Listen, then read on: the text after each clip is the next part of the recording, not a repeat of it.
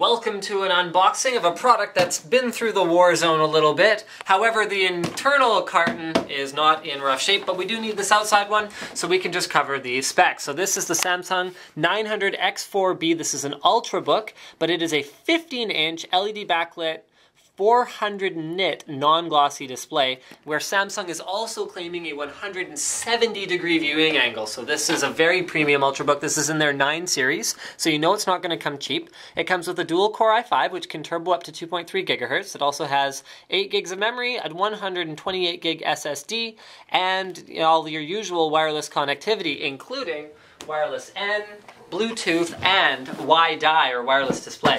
So here's the internal carton, which uses a nice matte black finish and silver Samsung Series 9 lettering. You got like the rainbow reflective thingamajig. Okay, let's open it up.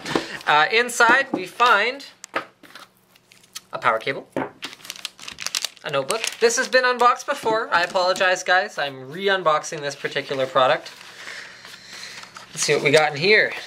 Probably some manuals and driver discs and, ooh, a microfiber cloth. You never have enough of these.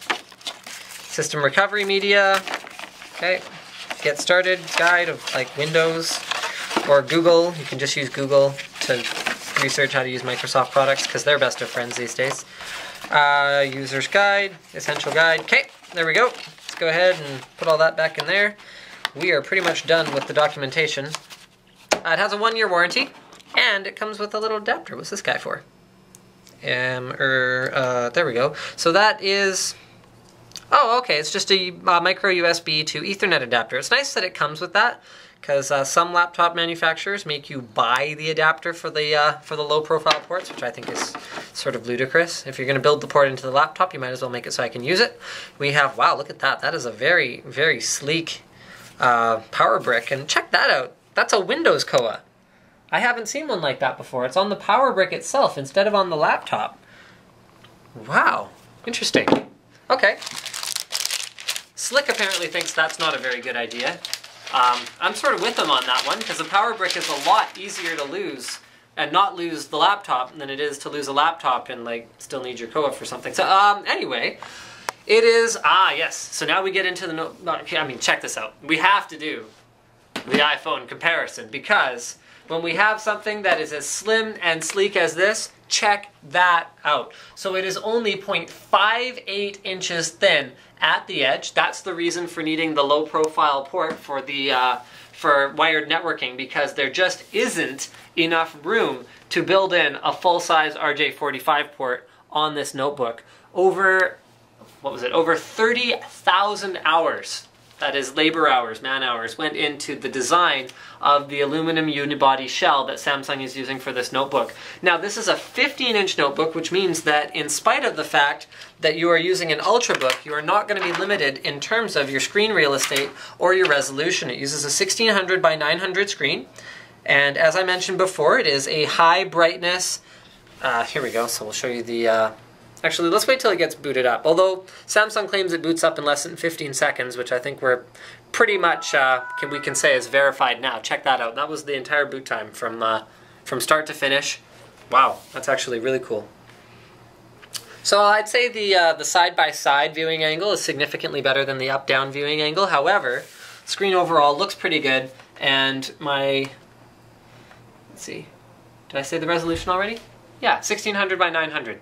Okay, so it's a 15-inch 1600 by 900. It is extremely thin, so we're going to do the iPhone comparison here again, just to show you guys how skinny the top of this notebook is. The overall build of it, though, feels excellent. Like, you guys can see that in spite of its thinness, here, I'll show you how much flex there is to the design. Almost nothing here. And then on the keyboard itself, I mean, I can't do almost anything. A plastic shell, like triple the thickness of this one, wouldn't have that kind of rigidity, even if it's a really well-designed one. The keyboard uses a chiclet style, and this is not a bilingual keyboard, although if you buy it in Canada, I suspect there's a chance you'll get a bilingual keyboard. You've got a very, very large touchpad, so that's really nice to see. Yeah, I guess that's, what else is there to really say? Ventilation holes are here. There's your cooling fan, although it's not even spinning right now. Well, there's one fan spinning in there somewhere, but it's incredibly quiet. Right, okay, so here, let's finish, let's show, okay, right, I.O. and all that. Okay, here we go. So on this side, we have our power in, as well as USB 2, headphone, microphone, mini HDMI, or is that micro HDMI? That's micro HDMI, I think. Very small HDMI. Okay, and there's that network adapter port doodad. There's a microphone in, so it actually has a built-in microphone for, you know, webcamming it up. There's your webcam. Don't worry, trust me, it's there. Two USB 3.0 ports, as well as, hold on. Sorry guys, yep, that is a VGA out, so you will need an adapter for that one. Also, we have an SD card reader. That's kind of nice. Full-size SD card reader under a little flap here. So I just want to make a few comments on the overall build quality of the notebook. This is significantly better than the other two Ultrabooks that we took a look at on my NCIX Tech Tips channel, the ZenBook as well as the MacBook Air. It just feels really, really, really solid. The hinge feels good too. I mean, I can with confidence hold up this notebook by the edges here and kind of swing things around. Like, it feels incredibly strong considering the petite form factor that we're dealing with here. I mean, remember guys, the electronics can keep getting smaller and more efficient and more miniaturized, but when it comes to, you know, building hinges that are durable, the technology is just like, you just have to spend a bunch of money on the materials. There's no magic bullet where, like, you can refine the manufacturing process and make the transistors smaller so it's, you know, easier to build a durable hinge. No, you just have to actually build a durable hinge. I think that pretty much wraps it up. Thank you for checking out this. Oh, actually, hold on. Okay, it has an 8-cell battery. Didn't mention that before. We did mention the specs. Yeah, I think that pretty much wraps it up. So thank you for checking out this unboxing and first look at the new Samsung 9 series Ultrabook. Don't forget to subscribe to Linus Tech Tips for more unboxings, reviews, and other computer videos.